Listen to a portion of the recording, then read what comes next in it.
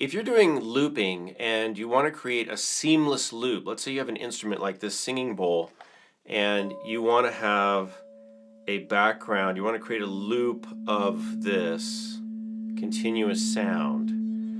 There's a way that I like to do it. I'm going to show you that right now. So I'm using the RC-505 and what I've got is I've got this loop set to 4 bars, 4 measures, and so I'm just going to start it. I've got the tempo. It doesn't really matter what tempo you're at, but this is at 65 beats a minute and 4 measures. So the loop will be pretty long, you know, a few seconds long. And what I'm going to do is I'm going to turn down the volume, the input, all the way. So first thing I'll do is before I even start the loop recording, I'm going to turn down the volume.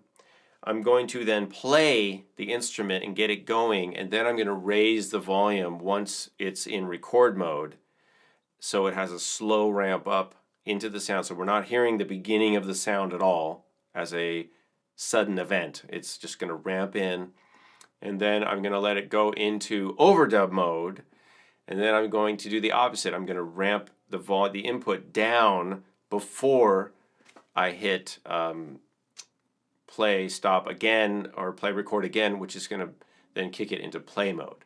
So let's go through that sequence right now. So you know, you can start playing the instrument. You just have to not record it. And now I'm going to turn the volume, the input down, hit the record, and then slowly bring the volume up. I'm also going to add a little bit of reverb. Here we go.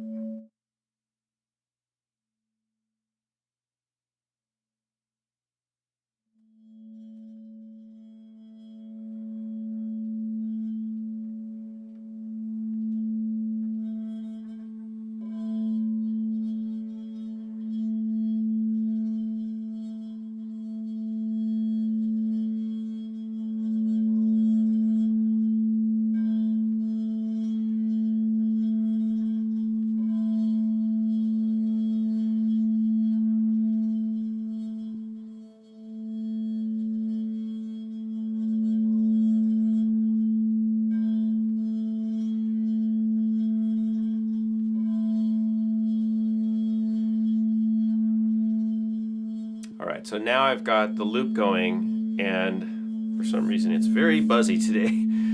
But you see the idea. Now this is a nice clean loop. There's no pop in there, there's no definite beginning or ending. So if you have any instrument like that, you can use this technique if you want to sneak in a sound, you know, so you're not hearing the beginning of your loop. You could do that with a lot of different instruments. I could even do it with something like the flute. Let's create a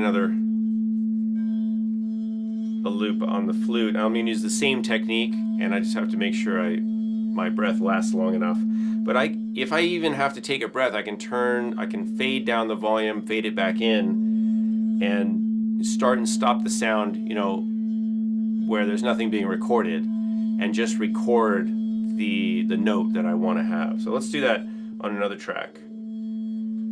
Here we go.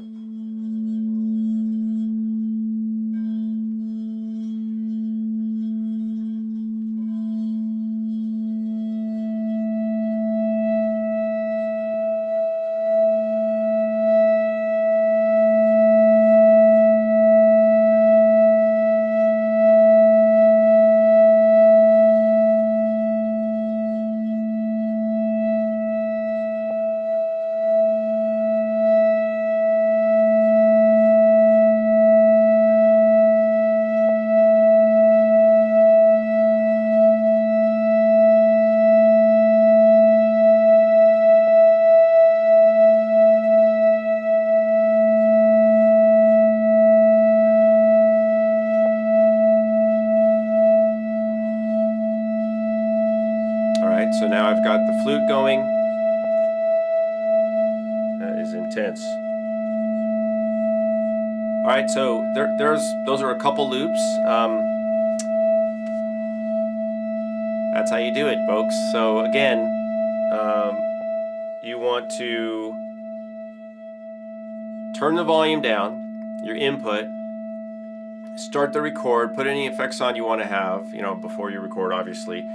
Hit the record button. Once it starts recording, then you're going to just fade in the volume, wait for it to go into overdub mode, so you cross that transition. So you've got a full, you know, you've got the whole loop with sound in it somehow. And on the flute, I had to come back, I had to take a breath. So I faded out, and then I took a breath, and I faded back in once I was playing again. Just make sure you've got the sound going, obviously, before you fade the volume in, and then you can layer. You can do, you know, 2 or 3 layers if you want of sound, and just get that really full, and then fade it out, and then hit the play record button again. All right, to put it into play mode. All right, so that's how you create a seamless loop. At least in your RC-505, this technique would work for most loopers. Thanks for tuning in to World Drum Club. I'm Kalani. And be sure to like and subscribe before you click away. I hope this is helpful for you. If you have any other requests regarding the looper or anything like that, leave them in the comments, or you can get in touch with me at patreon.com/Kalani, and you can support the channel over there as well. Thanks for watching.